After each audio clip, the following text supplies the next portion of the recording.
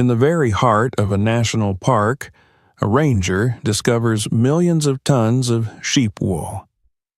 At first, it looks like a catastrophe, but what happens next is something no one expected. Subscribe to the channel and write in the comments which city or country you're watching from. The national park had always been described in official documents as a protected territory, but those who had spent enough years walking its land knew that the word protected was more aspiration than fact. Protection did not mean safety. It meant vigilance, endurance, and the quiet understanding that nature here survived not because humans guarded it perfectly, but because it learned to resist them. The park stretched for hundreds of kilometers in every direction, an immense body of land that shifted subtly from stone-strewn plateaus to shallow basins where ancient rivers had once flowed. Most of the year, those basins were nothing more than pale scars in the earth, cracked and brittle, their surfaces broken into geometric patterns by the relentless heat.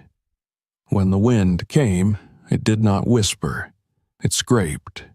It lifted dust from the ground and carried it away in long, thinning curtains, removing in minutes what had taken centuries to form.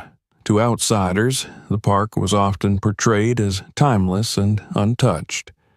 Promotional images showed rare moments after rain, when the land briefly softened, and patches of green appeared like promises quickly forgotten.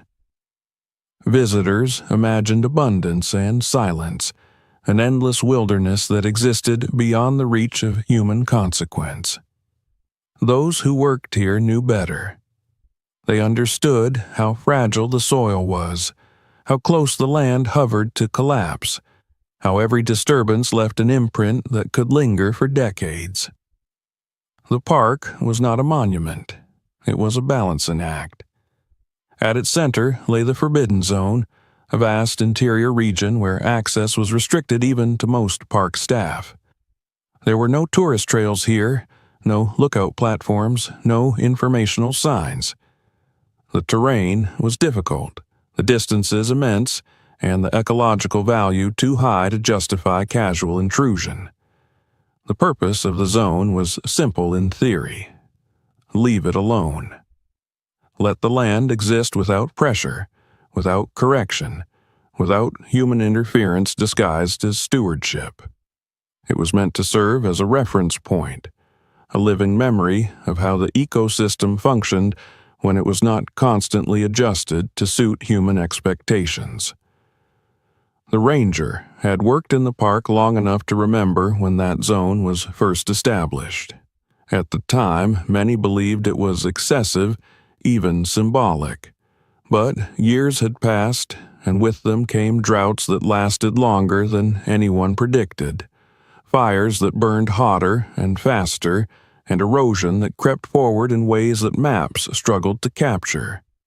Now, the Forbidden Zone was no longer seen as an overreaction. It was seen as a necessity. He did not think of himself as a hero or a guardian in any dramatic sense. He was a man shaped by routine, by repetition, by the quiet accumulation of observation. His face bore the marks of sun and wind, his movements the efficiency of someone who had learned to conserve energy in an unforgiving climate. He knew how to read the land the way others read text. A shift in soil color, a pattern of stones disturbed, the absence of insects where they should have been plentiful. These details spoke to him, not in words, but in warnings. His years in service had taught him one lesson above all others. The land never failed suddenly. Collapse was always preceded by subtle signs that were easy to miss if one was not paying attention. He had seen areas that appeared stable give way after a single season, because the underlying structure had already been compromised. He had watched once fertile ground turn to dust not through catastrophe, but through neglect. Those memories stayed with him, shaping how he approached every patrol. The day began as most did. There was no sense of anticipation, no feeling that anything extraordinary awaited him. The recent dry season had been harsher than average, stretching on month after month with almost no relief. The risk of fire had risen sharply, and reports of wind erosion had increased along the park's outer boundaries. Management had ordered intensified patrols, particularly in regions where the land showed signs of stress. His assignment included several checkpoints scattered along a long route that would eventually bring him closer to the park's interior.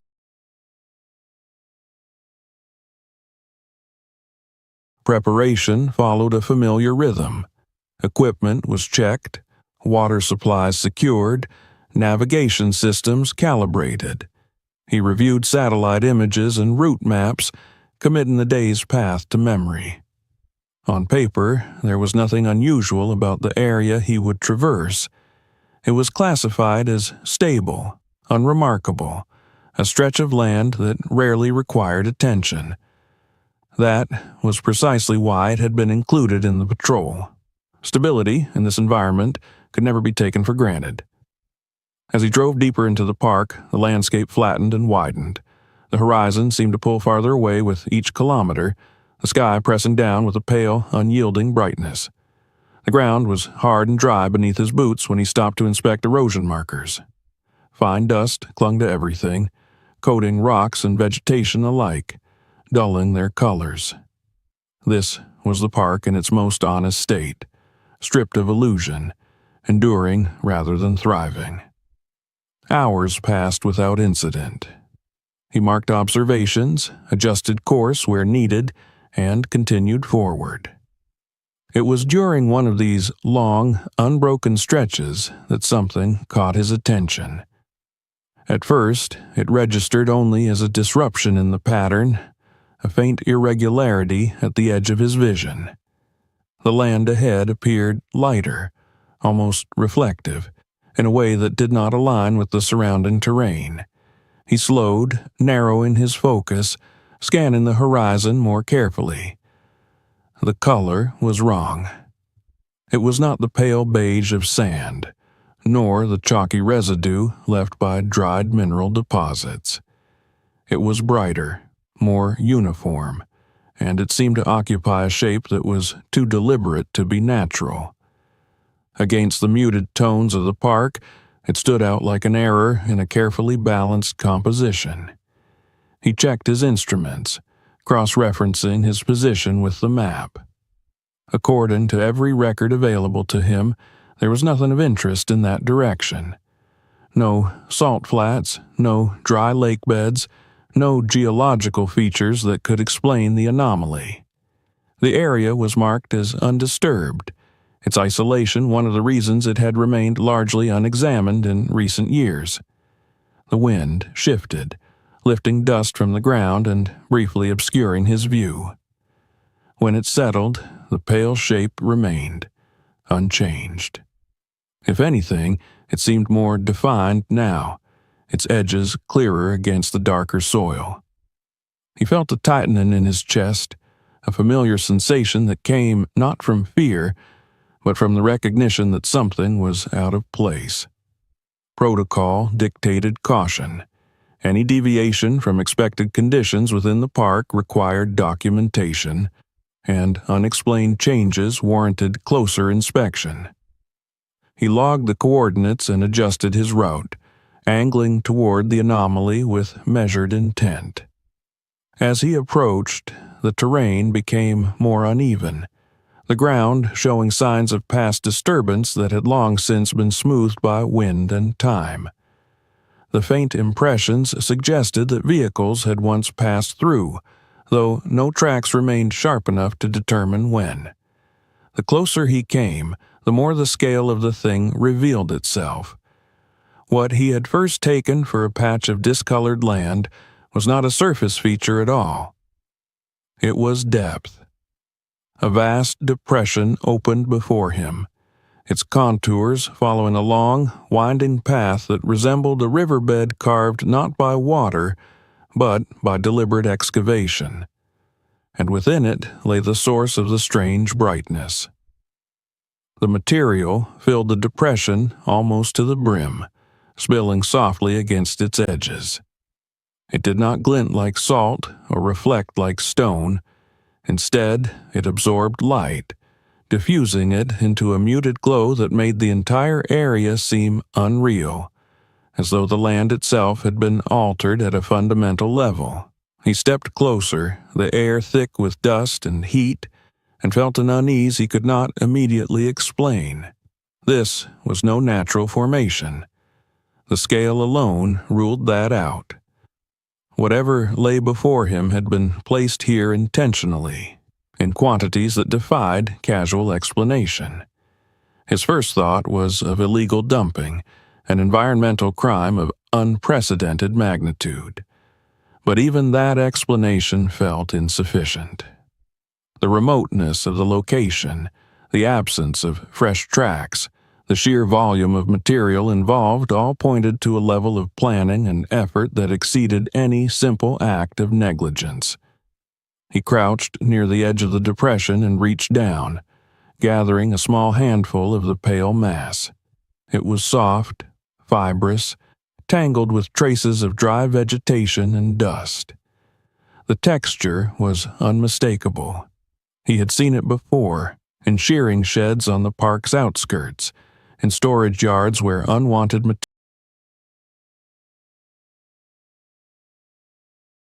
The realization settled slowly, carrying with it a weight that pressed down on his thoughts. Wool did not belong here, not in this quantity, not in this place. There were no grazing lands nearby, no flocks that could account for such an accumulation. Transporting even a fraction of this volume into the heart of the park would have required coordination, resources, and time. And yet, there it was, lying silent beneath the open sky. He stood and surveyed the scene once more, his mind racing through possibilities. If this was a crime, it was one that had gone undetected for years. If it was something else, then it represented a secret of staggering proportions. Either way, he understood that he had crossed a threshold.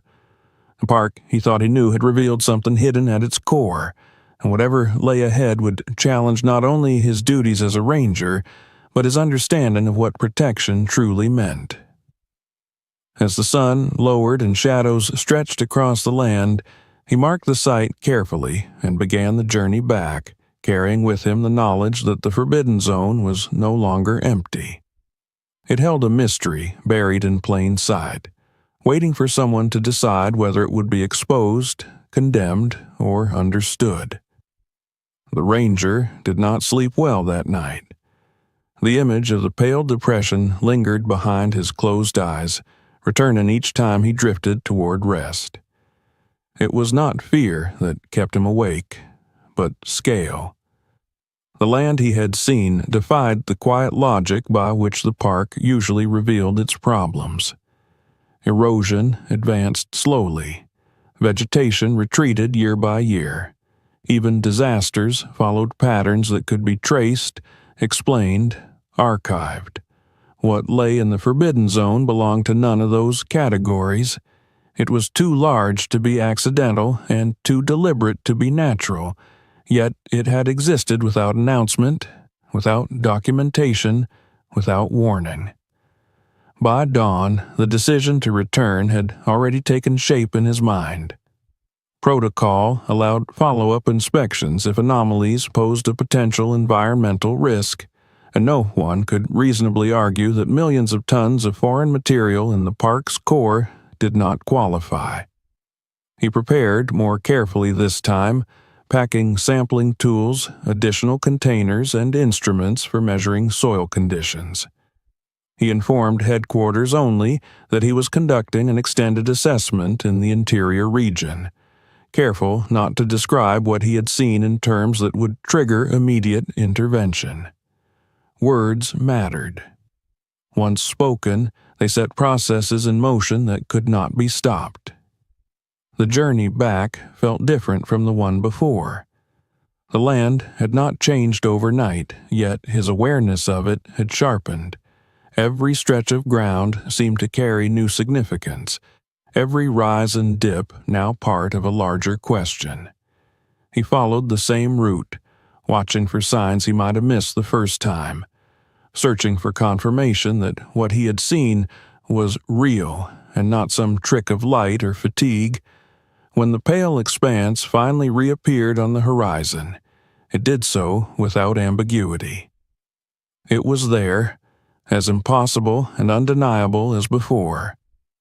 From a distance, the depression resembled a frozen wave, its surface uneven but continuous, stretching far beyond what the eye could easily measure. As he approached, the sheer size of it became harder to comprehend. The basin extended for kilometers, curving gently with the land, its depth varying as though it had been shaped to follow some ancient contour. This was no random dumping ground. The wool filled the space with a density that suggested intention, as if whoever placed it here understood the land well enough to choose exactly where it would settle and remain.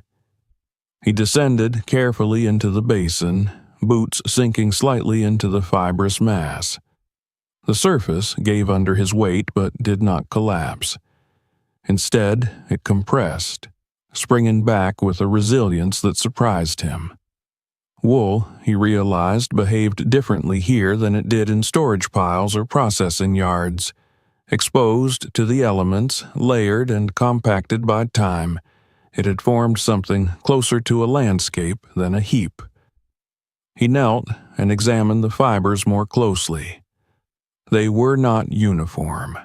Some strands were coarse and weathered, others finer, tangled together with the fragments of dried grass, seeds, and dust.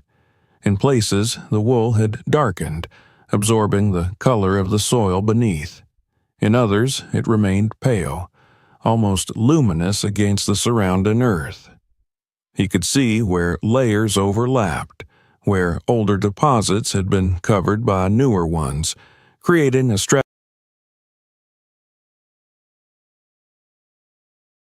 The air was strangely still within the basin. The wind that scoured the surrounding plains lost its strength here, as though the depression itself acted as a shield. Fine fibers lifted occasionally, drifting only a short distance before settling again. There was no foul odor, no sign of rot. Instead, there was a dry, lanolin-scented stillness, unfamiliar but not unpleasant. He began to walk the perimeter, pacing slowly, counting steps, mapping the shape in his mind. At several points, he noticed areas where the ground appeared more compacted, the soil beneath pressed flat as if heavy loads had once rested there. These were not random marks left by erosion. They were platforms, faint but deliberate, positioned at intervals that suggested planning. Someone had stood here. Machines had likely been parked here. Material had been unloaded here, then spread outward. The realization unsettled him more than the wool itself. Illegal dumping was typically chaotic, driven by convenience and concealment. This was neither. Whoever had done this had invested time and effort into placing the material precisely, shaping it to the land rather than simply discarding it. The act carried a purpose he did not yet understand. He searched for signs of recent activity. There were none. No fresh tracks, no discarded tools, no remnants of fuel or packaging. The few traces he found were old, softened by wind and sun to the point where their age could not be determined without laboratory analysis. This absence of immediacy made the discovery more troubling, not less. It meant that whatever had occurred here was not ongoing, but it was also not resolved. As he continued his survey, he noticed something that shifted his perspective entirely. Along the edges of the basin, where the wool thinned and the soil emerged, the ground looked different. It was darker, richer in tone, less prone to cracking. He crouched and pressed his fingers into it. The soil yielded slightly, holding together rather than crumbling apart. He tested another spot farther away, beyond the influence of the wool and felt the familiar brittleness return. The contrast was unmistakable. He took out his instruments and began measuring moisture levels, moving methodically from the center of the basin outward. The results confirmed what his senses had already suggested. Moisture was higher near the wool, significantly so, and it decreased gradually with distance. Even after weeks without rain, the ground beneath and around the fibrous mass retained water in a way that the surrounding plains did not. This was not what he had expected to find. Wool, left exposed, was often considered a nuisance, slow to decompose and difficult to manage. Yet here it appeared to be interacting with the land in a way that defied conventional assumptions. It was not suffocating the soil. It was not poisoning it. It was, in some manner, altering its behavior. He moved on, scanning the area for life. At first glance, the basin seemed as quiet as the rest of the park, but closer inspection revealed subtle signs of activity. Tiny insects moved among the fibers, disappearing into gaps where wool met earth. Ant trails traced delicate lines along the edges, converging toward the darker soil. These were not the signs of a dead zone. They were the earliest indicators of a system beginning to function. The presence of life raised new questions. If this were simply waste, one would expect decay or contamination, not habitation. The wool had been here long enough to integrate, to become part of the environment rather than an intrusion. That integration did not happen by accident. It required time, exposure, and conditions that allowed biological processes to take hold. He collected samples from different depths and locations, sealing them carefully. Each sample told a slightly different story, reflecting variations in age and exposure. Some fibers were brittle, breaking easily between his fingers. Others remained resilient, their structure intact. The soil beneath varied as well, from compacted layers to looser, more friable material that hinted at improved structure. As the sun climbed higher, he paused to rest, standing at the basin's edge and looking out across the park. From this vantage point, the white field appeared almost serene, a quiet anomaly in an otherwise harsh landscape. The longer he looked, the more it seemed less like a scar and more like an intervention, though whether benevolent or harmful remained unclear. His thoughts returned to the logistics of such an operation. Transporting this volume of wool would have required countless trips, coordination, access routes that somehow avoided detection. It would have taken months, perhaps years. And yet there was no record of it, no complaints filed, no satellite alerts triggered. The secrecy.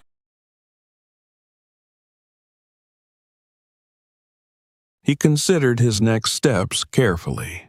Reporting the find in full would bring immediate scrutiny, and scrutiny would bring removal. The material would be classified as contamination, regardless of its effects. The basin would be cleared, the wool hauled away, the land returned to its previous state, brittle and exposed. Whatever process had begun here would be interrupted, its outcome forever unknown. At the same time, remaining silent carried its own risks. If this was indeed an environmental hazard, delay in action could cause harm. The wool could become a fire risk under the wrong conditions. It could alter drainage patterns in ways not yet visible. The responsibility weighed heavily on him, pressing against the boundaries of his role. Before leaving, he made one final discovery. Near one of the compacted platforms, half buried in soil and fibers, he found a piece of metal protruding at an odd angle. He cleared it carefully, revealing a corroded stake driven deep into the ground. There was no sign attached to it now, no label or marker, but its presence was unmistakable. It was not debris. It was a marker, placed deliberately, its purpose now erased by time. The implication was clear.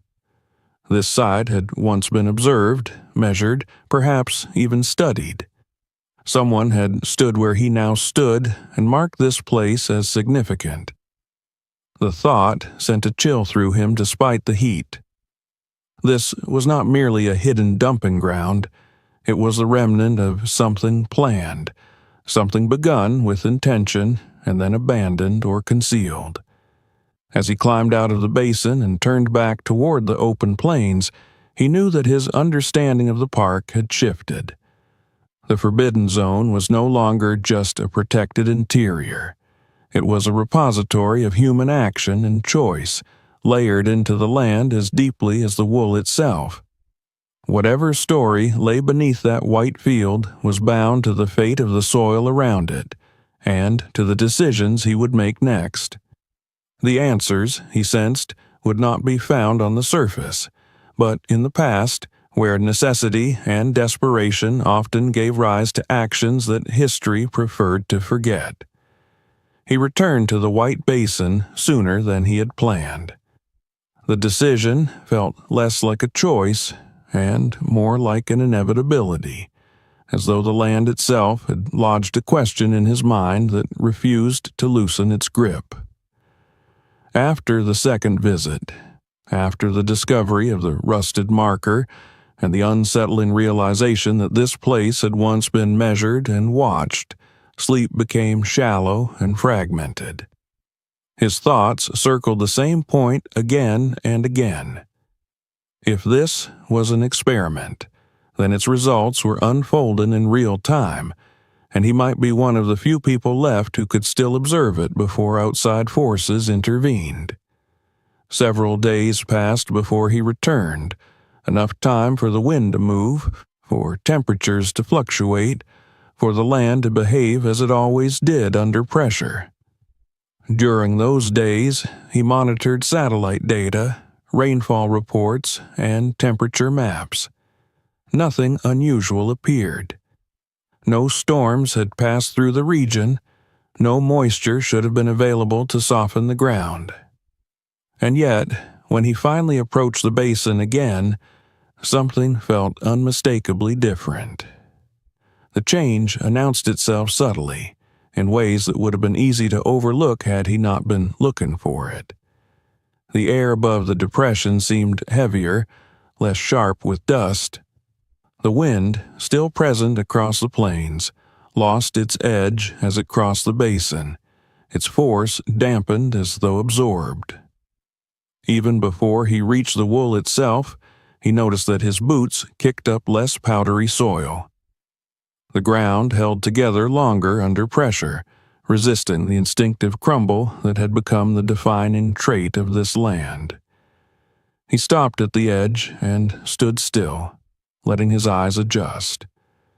The white field remained, vast and silent, but it no longer appeared inert.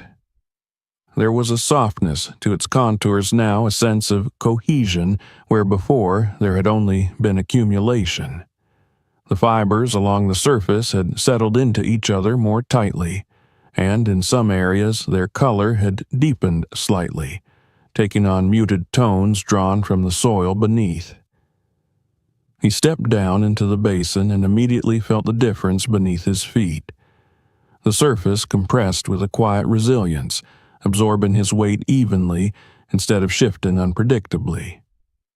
The wool did not scatter. It did not drift away in loose fragments. It behaved as a layer, a mat integrated enough to hold itself together. He crouched and pressed his palm into it, feeling a faint coolness beneath the sun.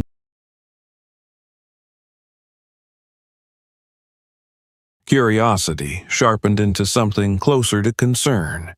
He moved to the instruments he had brought with him and began measuring again, repeating the same process he had used before, careful to follow the same pattern. The results forced him to check the readings twice. Moisture levels had increased, not dramatically, but consistently. In a region that had received no rain, The soil beneath the wool was holding water longer than before. The increase was small enough to seem insignificant on paper, but he knew better. In a landscape this dry, even marginal changes could shift the balance between survival and collapse. He expanded his survey, moving outward from the basin in widening arcs. The gradient of change was clear. Closest to the wool, the soil was darker, more cohesive. Farther away, the ground gradually returned to its familiar brittleness. This was not a random pattern. It was a measurable zone of influence, spreading slowly but deliberately. As he worked, he became aware of movement around him. At first, it was nothing more than the flicker of something small disappearing between fibers. Then he noticed more. Ants moving in steady lines along the boundary where wool met earth. Beetles, their shells dull and dust-coated, emerging briefly before retreating again. These were not anomalies carried in by chance. They were residents, or at least pioneers, responding to conditions that supported them. The realization unsettled him more deeply than the physical changes. Life did not return to dead ground without cause. Microorganisms, insects, and plants followed gradients of opportunity, responding to moisture, temperature, and nutrients. The wool was not merely present, it was altering those gradients. He knelt near the edge of the basin and parted the fibers carefully, exposing the soil beneath. What he saw contradicted everything he had been taught to expect in such an environment. The soil was not powdery. It held together in small aggregates, clumps that resisted immediate disintegration.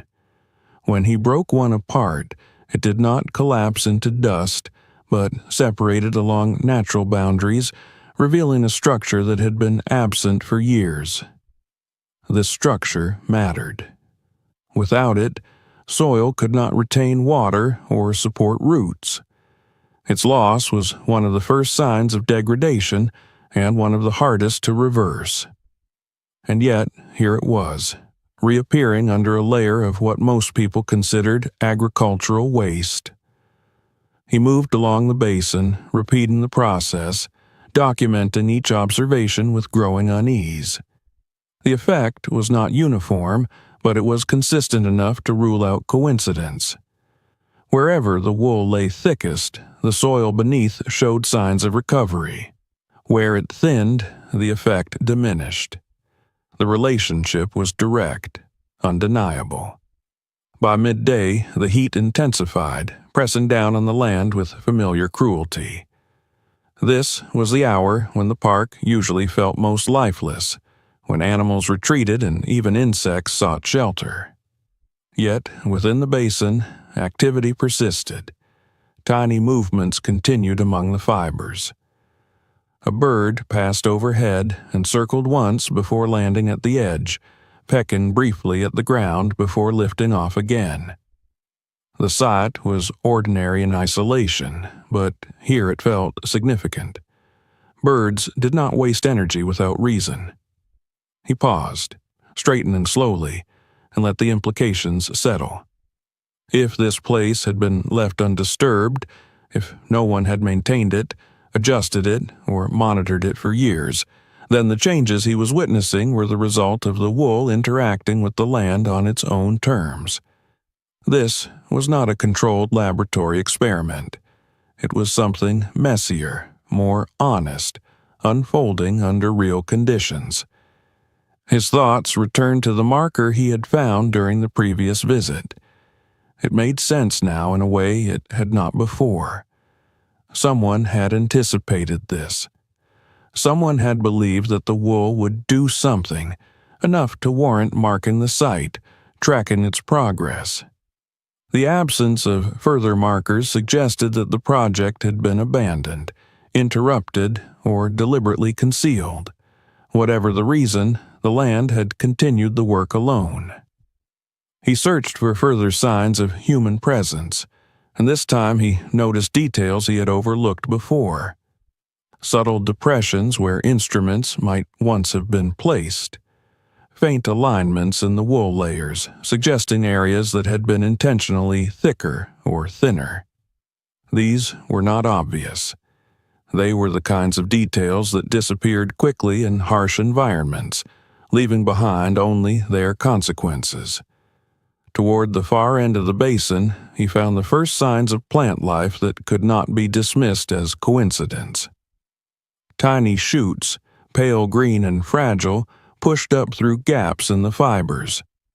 They were not vigorous, not yet, but they were alive. Their roots, he knew, would follow moisture downward, anchored.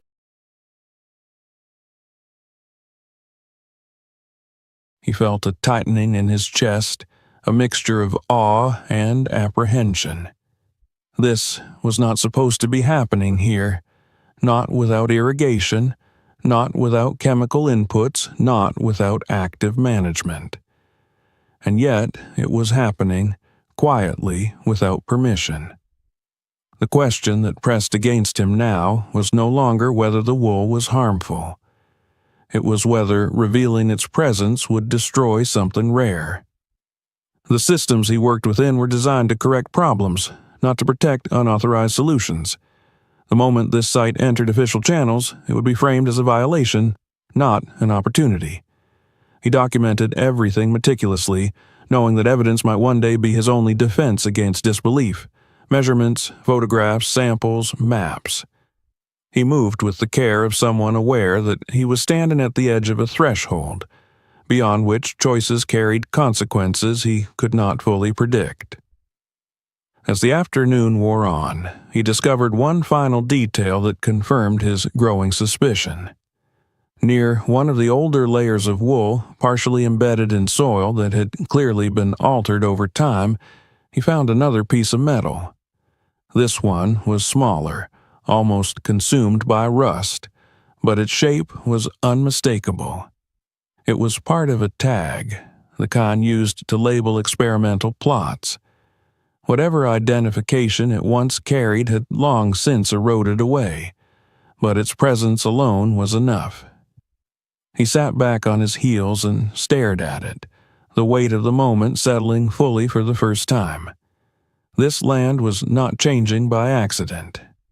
It was responding to an idea, one that had been tested here quietly, away from scrutiny, perhaps out of desperation.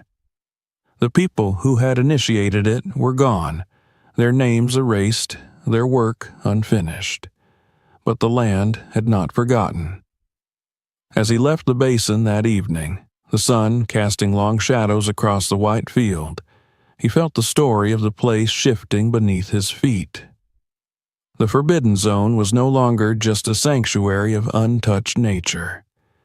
It was a repository of human hope and failure, layered together in wool and soil. And now that he had seen the changes beginning to take hold, he knew that looking away was no longer an option. The answers he sought would not be found in the present alone. They lay buried in the past, in decisions made when the land had first begun to fail, and people had been forced to choose between obedience and survival. The land had answered him in its own language, and now the ranger needed to learn who had first asked the question. After the third visit to the basin, after witnessing changes that could no longer be dismissed as coincidence or illusion, he understood that observation alone was no longer enough. What he was seeing had roots that stretched beyond the present moment, buried deep in decisions made years earlier, when the soil had begun to fail and desperation had quietly replaced optimism across the country's agricultural heartlands. He began with what he knew best: records. Not the polished summaries prepared for public reports, but the raw archives few people ever revisited once policies shifted and funding dried up. In the evenings, after returning from patrol, he logged into databases that tracked land degradation, soil carbon levels, erosion events, and abandoned agricultural zones. The numbers told a grim story. Year after year, organic matter declined. Moisture retention worsened. Productive land slipped almost unnoticed into irreversible exhaustion. Programs had been announced, trialed, praised, and then quietly shelved when results failed to appear quickly enough to justify continued investment. Running parallel to those records was another set of data, one that at first seemed unrelated. Wool production statistics, export values, storage costs, disposal expenses. As he traced the timelines, the overlap became impossible to ignore. The same years that marked the steepest declines in soil health also marked the collapse of profitability in the wool industry. Prices fell. Warehouses filled. Farmers reported bales they could not sell and fibers too coarse or contaminated to process. Disposal became a problem no one wanted to claim ownership of, because to acknowledge it was to admit failure in an industry long considered a national symbol. He followed the trail further back, searching for intersections where these two crises might have touched. It was there, buried in outdated funding proposals and half-archived research notes, that he found the first hint. A pilot initiative, briefly mentioned and never expanded upon, proposed exploring unconventional organic materials for soil restoration in arid environments. The language was cautious, almost apologetic, as though its authors already anticipated resistance. Wool was listed among several candidates not as fertilizer, but as a structural.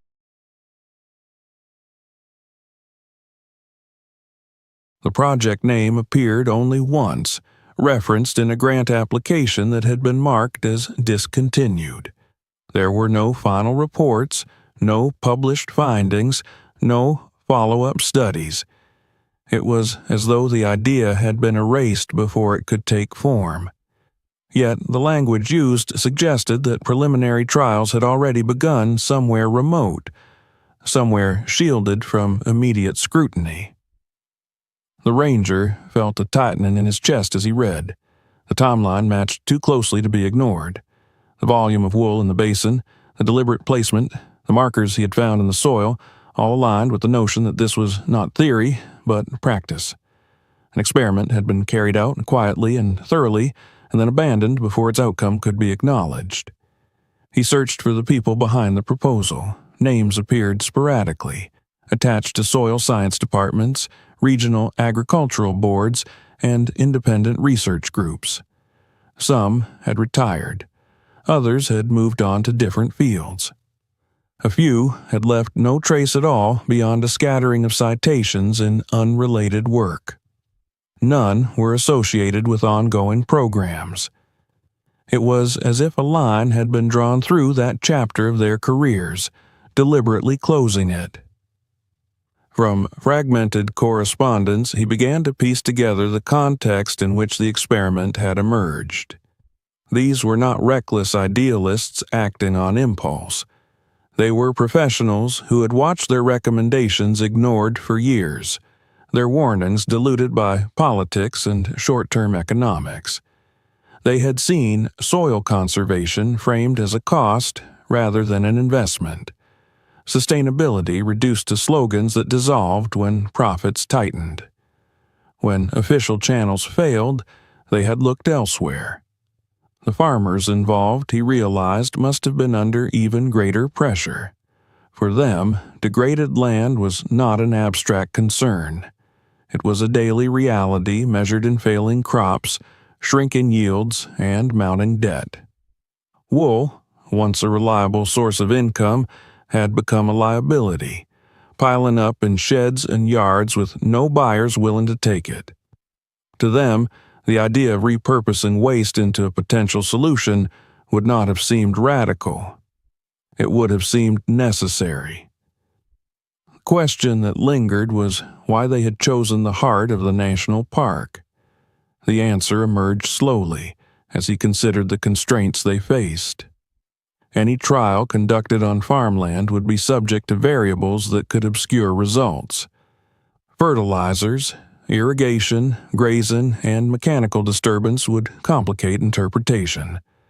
The forbidden zone, by contrast, offered something rare: land that had been left alone, a baseline untouched by modern agricultural interference. If wool could alter soil dynamics there, it could do so anywhere. There was also the matter of protection. Conducting such a trial openly would have invited immediate scrutiny, regulatory hurdles, and likely termination. The park's central zone, remote and restricted, provided a form of cover. Access was limited. Monitoring was infrequent. Satellite imagery, while available, was often too coarse to reveal changes beneath surface layers. It was a risk, ethically and legally, but one that may have seemed justified when weighed against the certainty of continued land collapse. As he continued digging through records, the absence of documentation became as telling as what he found. Funding had been withdrawn abruptly. Correspondence ceased mid-conversation. References to field sites vanished. It suggested not failure, but interruption. Something had forced the experiment to stop before conclusions could be drawn, before results could be shared. Perhaps political pressure, perhaps a shift in priorities, perhaps fear of liability if the trial were deemed unauthorized. Standing alone in his office, surrounded by screens and files, the ranger felt the distance between those decisions and the present moment collapse. The people who had initiated the experiment were gone from the narrative, but their work remained, etched into the land itself. The basin was not a relic. It was an unfinished sentence, still being written by soil, water, and time. He returned to the field with this new understanding, seeing the wide expanse through a different lens. What once looked like an anomaly now appeared as infrastructure, crude but purposeful. The thickness of the wool varied in ways that mirrored experimental design rather than chance. Thicker layers in areas prone to erosion, thinner applications where soil structure was marginally better. Even the shape of the basin seemed less accidental now, its contour.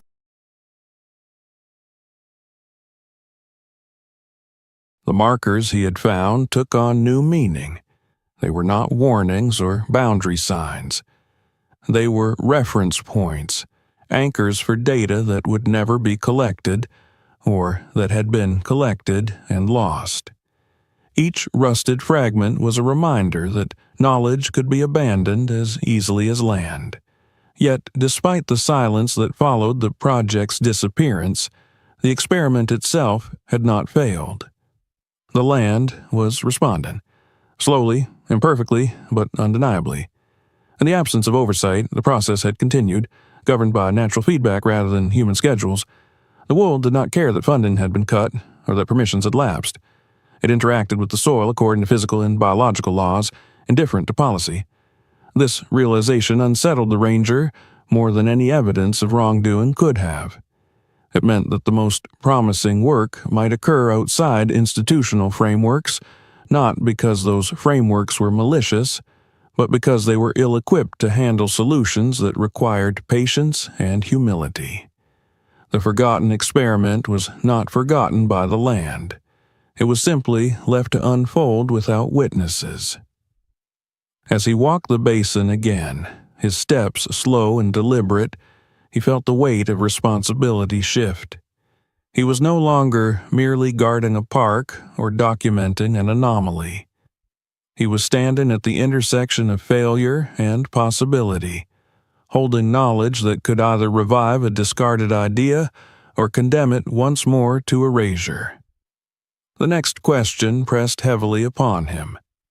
If this experiment worked, if it could be replicated and scaled, it would challenge established approaches to land management.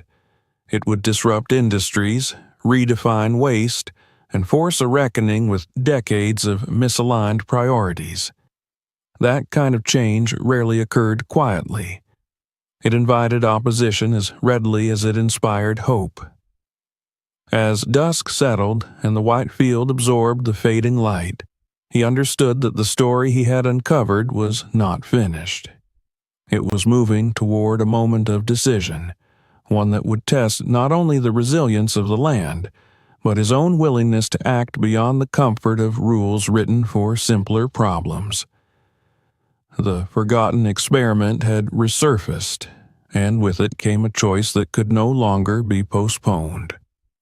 Understanding replaced suspicion slowly, the way dawn replaces night without a clear dividing line. After uncovering the fragments of the forgotten experiment, the ranger no longer looked at the white basin as a violation frozen in time, but as a process still unfolding. Each visit now felt less like an inspection and more like a lesson, the land itself demonstrating principles that reports and theories had failed to make convincing. What had once seemed impossible began to assemble into a coherent logic, grounded not in idealism, but in the quiet mechanics of nature. The first truth revealed itself through water. In a region where moisture was the most precious and elusive resource, wool behaved unlike any material the ranger had encountered in soil management practices. Each fiber acted as a vessel, absorbing water during the brief windows when dew settled at night or when rare rains brushed the surface. Unlike bare soil, which shed water quickly or lost it to evaporation, the wool trapped it, holding it within its structure. During the heat of the day, when temperatures climbed and the air drew moisture relentlessly from the ground, the wool released what it had stored slowly, not as surface runoff, but as a steady, almost invisible contribution to the soil beneath. This gradual exchange transformed the rhythm of the land. Where the soil once oscillated between sudden saturation and rapid desiccation, it now experienced moderation. Extremes softened. Moisture lingered long enough for microorganisms to awaken and function. Roots, tentative at first, found pathways downward that did not collapse into dust. The soil no longer behaved as a dead medium, but as a living interface capable of regulating its own condition. The ranger observed how the wool altered the movement of air as well. In degraded soils, compaction and structural collapse often suffocated microbial life by sealing off the tiny pores through which oxygen flowed. The wool, layered loosely but persistently, created networks of air pockets that allowed the ground to breathe. Beneath the fibers, oxygen seeped downward, feeding bacteria and fungi that had long since retreated or died out. These organisms, once re-established, began performing the work that no machine could replicate, binding particles together.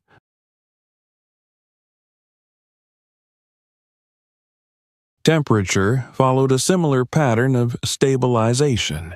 In the exposed plains beyond the basin, the sun scorched the surface during the day, driving temperatures high enough to kill sensitive organisms and sterilize the top layer of soil. At night, heat dissipated rapidly, leaving the ground cold and unresponsive. Under the wool, these swings diminished. The fibers reflected part of the solar radiation, preventing excessive heating, while their insulating properties slowed heat loss after sunset. The result was not warmth, but consistency, a narrow range within which biological processes could persist. Wind, the park's most destructive force, also lost its power here.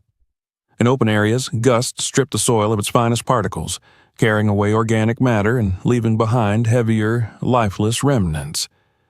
The wool anchored those particles, weaving itself into the surface and trapping sediment that would otherwise vanish into the air. Over time, dust settled into the fibers and stayed there, contributing to the gradual rebuilding of the topsoil layer. What had once been erosion became accumulation. As weeks passed, the ranger noticed changes that could not be explained by physical factors alone. Chemical transformations were underway, subtle but profound. Wool, composed largely of keratin, resisted rapid decomposition, but that resistance was precisely what made it valuable. Instead of releasing nutrients in a sudden flush that plants could not absorb, it broke down slowly, mediated by specialized microorganisms capable of digesting its complex structure. Nitrogen, sulfur, and trace minerals entered the soil gradually, feeding microbial communities first, then plants, in a sequence that mirrored natural nutrient cycles. This slow release mattered more than any single nutrient value. It prevented leaching, a problem common in degraded soils where sudden nutrient inputs washed away with the next rainfall. Here, nutrients remained where they were needed, bound within the soil matrix, accessible but not volatile. The ranger confirmed this through repeated sampling, comparing nutrient levels over time and finding not spikes, but steady increases that aligned with the expansion of biological activity. The transformation was not uniform, nor was it effortless. In areas where the wool lay too thick and unprocessed, it compacted into dense mats that resisted water penetration. These zones reminded him why raw wool was often dismissed as impractical in agriculture. Without preparation, it could become a barrier rather than a bridge between soil and atmosphere. But elsewhere, where the fibers had been distributed more evenly, mixed with organic debris and shaped by time, the balance was right. Water passed through, air circulated, life followed. This distinction clarified another aspect of the experiment. The people who initiated it had not simply dumped wool indiscriminately. They had understood, at least intuitively, the importance of form. In some sections of the basin, the wool had clearly been processed before application, broken down mechanically into shorter fibers that interlocked without clumping. In others, it had been combined with organic matter, accelerating microbial colonization and integration into the soil. These variations suggested trials within the trial, different approaches tested side by side, their outcomes written not in spreadsheets, but in the land itself. The ranger realized that what he was witnessing was not a miracle, but a system. Each function reinforced the others. Moisture retention supported microbes. Microbes improved structure. Improved structure reduced erosion. Reduced erosion allowed nutrients to accumulate. Nutrients supported plants, which in turn stabilized the soil further. Wool was not the solution by itself. It was the catalyst that allowed the soil to remember how to heal. This understanding shifted his sense of scale. The basin was no longer just a singular site. It was a model, one that could, in theory, be replicated anywhere degraded land met surplus wool. The implications extended far beyond the park's boundaries, reaching into agricultural regions where both soil exhaustion and wool waste remained unresolved problems. Yet, with that potential came risk. He began to imagine what would happen if this process were exposed without context. Commercial interests would see opportunity, not balance. Wool would be applied excessively, indiscriminately, without regard for local conditions. Short-term results would be demanded, and when they failed to materialize instantly, the method would be dismissed as another false promise. Worse, the basin itself could be overexploited, stripped of its accumulated material in the name of.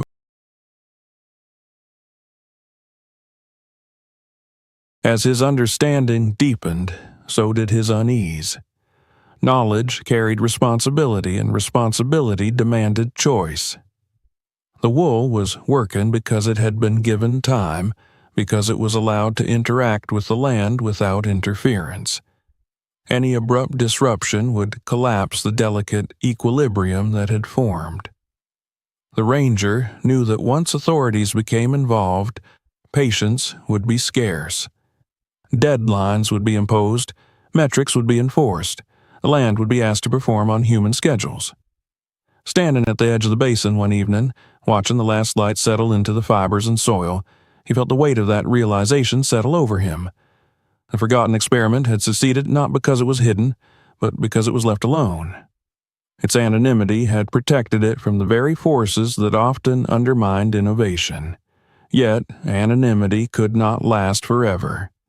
The changes were becoming visible even to untrained eyes.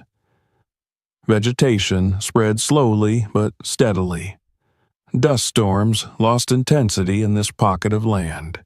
Animals returned in small numbers, drawn by conditions that favored survival. The basin was no longer static. It was becoming conspicuous. The ranger understood now that the next phase of the story would not be written by wool or soil alone. It would be shaped by human response. Whether this knowledge would be used to heal land elsewhere or to exploit it depended on how and when it emerged into the open. As he turned away and began the long walk back, the white field behind him, he knew that observation had reached its limit.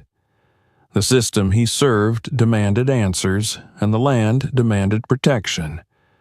Between those demands lay a narrow path, and he would soon have to choose how to walk it. By the time the ranger understood how completely the wool had altered the soil, the problem was no longer scientific. It had become human. Knowledge, once acquired, demanded action, and action within a system as rigid as environmental governance rarely allowed for nuance. The park did not operate on intuition or patience. It operated on protocols, on reporting chains, on predefined responses to predefined violations. And what lay in the heart of the forbidden zone was, by every formal definition, a violation. The pressure began quietly. Anomalies, once subtle, started to surface beyond the basin itself. Satellite data flagged minor deviations in surface temperature. Dust dispersion models showed reduced particulate movement over a specific area that should have been eroding at a predictable rate. These discrepancies were small, almost negligible, but they accumulated, drawing the attention of analysts far removed from the land itself. Questions appeared in routine briefings. Nothing explicit, nothing alarming, but enough to make the ranger aware that the window for silent observation was closing. He felt the tension of his position acutely. His duty was to protect the park, to report anything that threatened its integrity. Yet the deeper truth was that the greatest threat to this place now came not from what had been done to it, but from what might be done next. If he filed a full report, the response would be immediate and uncompromising. Inspection teams would arrive. The area would be declared contaminated. The wool would be removed, cataloged as waste, and hauled away. The soil would be disturbed once more, stripped back to the brittle state it had occupied for years. The experiment, unfinished but clearly working, would be erased in the name of compliance. At the same time, silence carried its own dangers. He was not naive enough to believe he could control the flow of information indefinitely. Others would notice changes. Curiosity would lead to investigation. If the site were discovered without context, without documentation prepared to explain its purpose and results, it would be judged harshly. Worse, responsibility would fall squarely on him. The ranger had seen careers destroyed for far less. He had also seen land ruined by well-intentioned interventions executed too quickly. His internal conflict sharpened with each passing day. He reviewed regulations late into the night, searching for loopholes that did not truly exist. Environmental law was designed to prevent damage, not to accommodate unapproved solutions, no matter how promising. The language left little room for discretion. Protection, in bureaucratic terms, meant restoring areas to their documented baseline, not allowing them to evolve beyond it. Yet, the land itself offered a different definition of protection. The basin did not ask for restoration to a past state. It asked for continuity. The soil had crossed a threshold, one that could not be reversed without cost. The wool had become part of the system, interwoven with dust, microbes, roots, and moisture. Removing it now,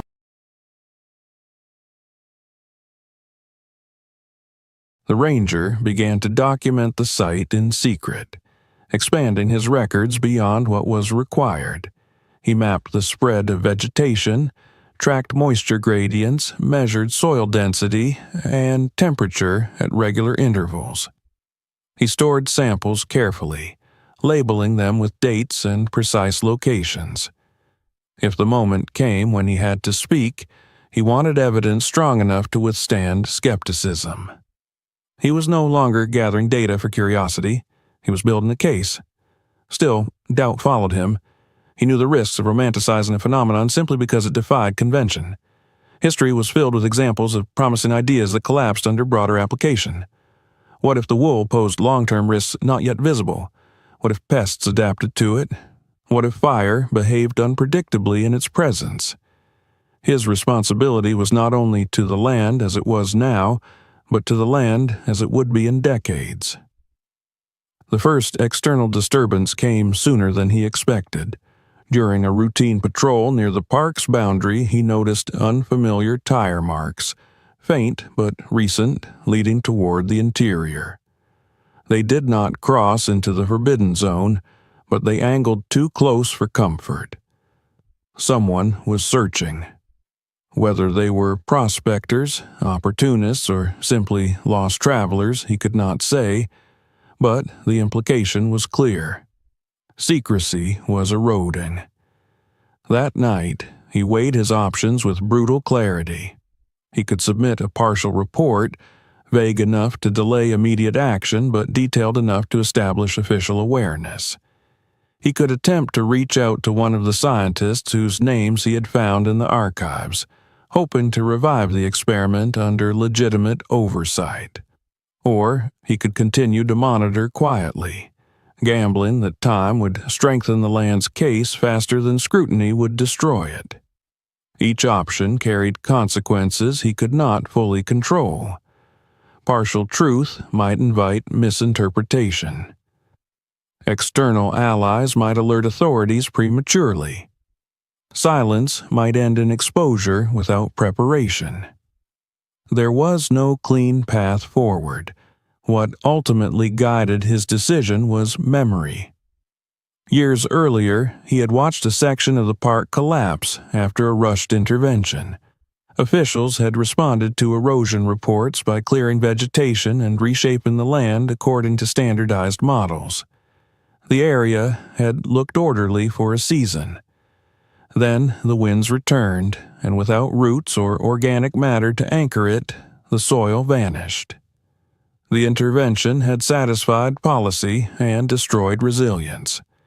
Standing alone beneath the stars, the ranger realized that his role was not to enforce perfection, but to prevent irreversible harm.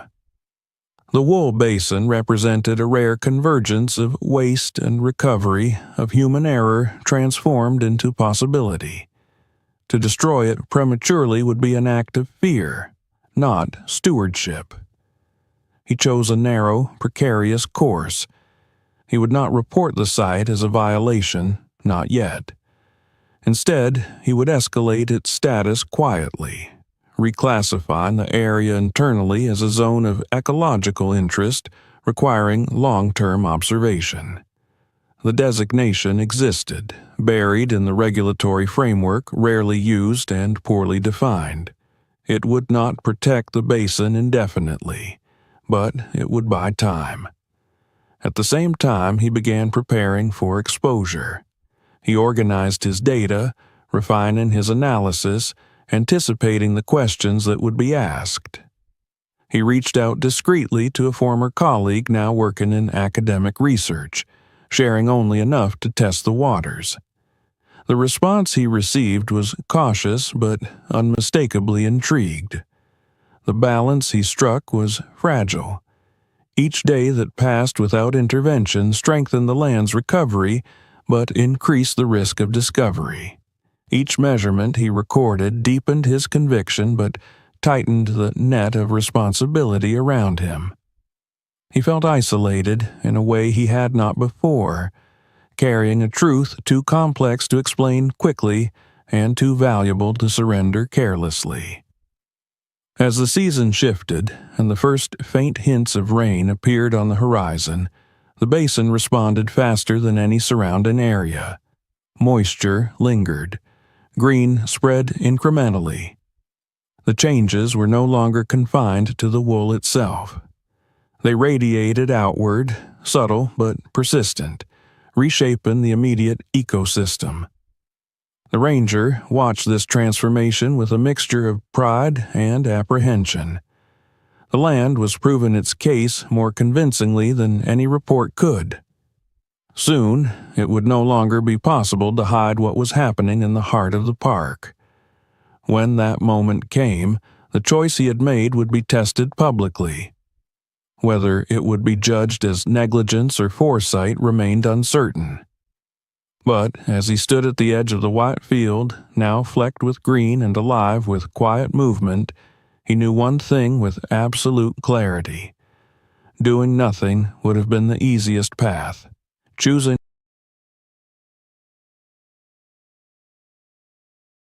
And it was not finished yet. Time became the final witness. After the choice was made, after the ranger committed himself to protecting the process rather than exposing it prematurely, the land entered a phase where change no longer asked for attention but demanded it. The silence that had once concealed the basin began to dissolve, not through noise or intrusion, but through growth. What unfolded did so slowly enough to evade spectacle, yet steadily enough to alter the identity of the place itself. The first season passed with restraint. Rains arrived late and lightly, as they often did, scattered across the region in uneven patterns. Elsewhere in the park, the water vanished almost as quickly as it fell, absorbed briefly before evaporating or running off hardened surfaces. In the basin, it stayed. The wool darkened with moisture, holding it through the heat of the following days, releasing it back into the soil beneath. Where the land outside returned to its pale, exhausted tones within a week, the basin retained a muted richness, a lingering softness that marked it as different. By the time the second season arrived, the difference could no longer be described as subtle. The vegetation that had once appeared as isolated shoots now formed irregular patches of green, spreading outward from the wool like a slow tide. These were not cultivated plants, not species introduced or managed.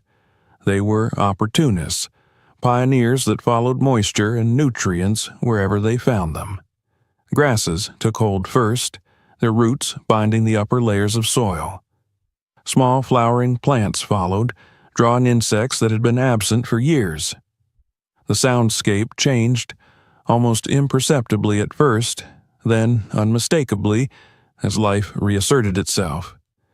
Animals responded next. Insects multiplied, no longer transient visitors, but residents. Birds altered their routes, lingering where before they had passed overhead without pause.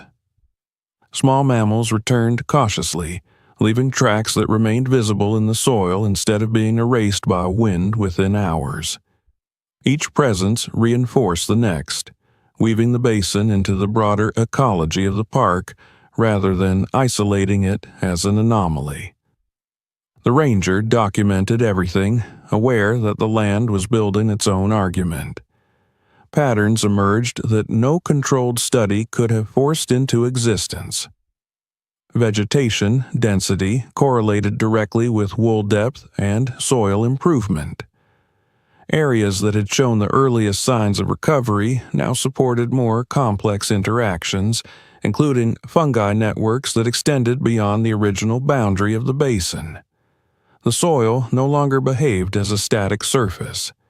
It responded dynamically, adjusting to moisture, temperature, and biological input in ways that echoed healthier ecosystems elsewhere. Inevitably, attention followed. Analysts flagged the area again, this time with greater certainty.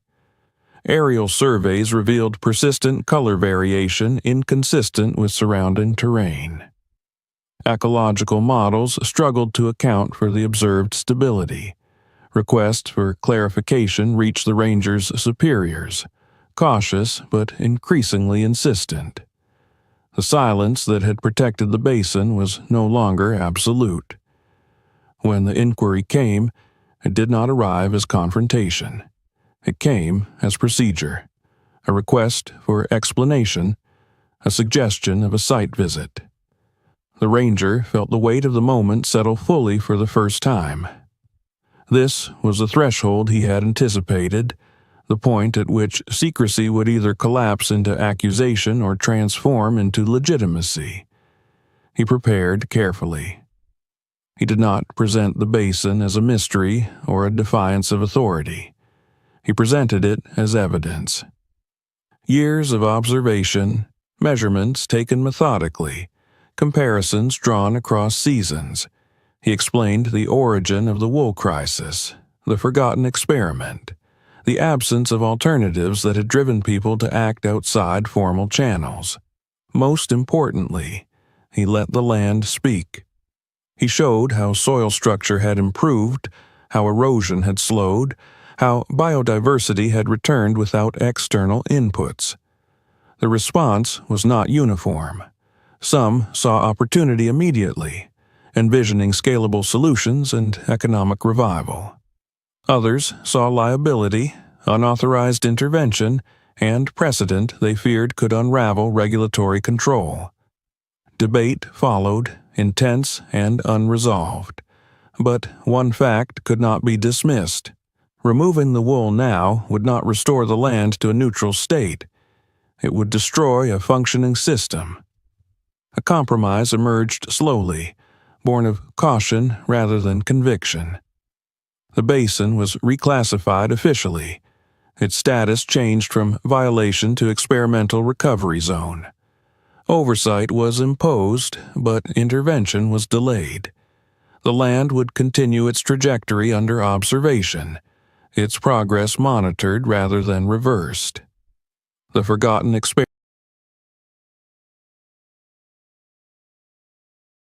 Beyond the park, the implications spread. Researchers revisited old assumptions. Farmers, struggling with waste and degradation of their own land, began to ask different questions. Wool, once considered a burden, gained new meaning, not as a miracle cure, but as a tool that worked when applied with patience and respect for natural processes. Pilot projects appeared elsewhere, cautiously, learning from the basin rather than copying it blindly. The ranger watched these developments with measured distance. His role had never been to lead a movement or claim credit. It had been to listen long enough for the land to reveal what it was capable of when given time. The basin continued to change, season after season, its white fibers gradually blending into the soil they had helped restore. What remained visible was no longer waste, but foundation. Standing at the edge one evening, years after his first discovery, he looked across a landscape transformed not into something lush or dramatic, but into something stable. The red dust no longer dominated the horizon. The wind still came, but it no longer stripped the land bare. The soil held, breathed, and supported life in quiet defiance of the forces that had once reduced it to exhaustion. The story of the basin did not belong to him, or to the scientists who had begun it, or even to the institutions that now studied it. It belonged to the land itself, to the long memory embedded in soil and fiber, water and root. It stood as a reminder that solutions to the most entrenched problems were often already present, dismissed as waste or failure, waiting only for someone willing to listen beyond protocol and allow time to do its work. The silence that had once concealed the experiment was gone, replaced not by noise, but by understanding. And in that understanding lay a future shaped not by control, but by cooperation between human intention and natural resilience. If this story made you look at the world differently, don't stop here. Subscribe to the channel so you won't miss the next discoveries and hidden stories we uncover. Watch the next video and explore more stories like this one.